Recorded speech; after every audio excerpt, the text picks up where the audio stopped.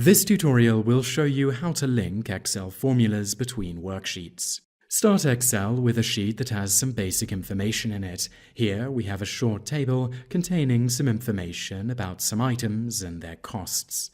We want to create a sum of the information in another sheet, therefore you need to navigate to Sheet 2 to enter the formula. Select the cell where you want to enter the formula. In this case, the cell is A1. As we are adding the figures together, we want to use the sum formula. Type equals sum, open parenthesis.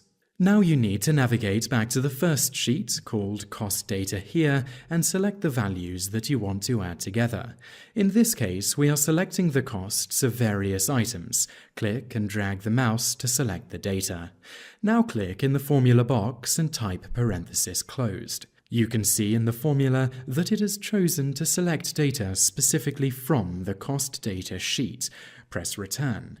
You will automatically be returned to Sheet 2, and you can see the formula in this sheet has summed the data from the first sheet, and that is how to link formulas between worksheets.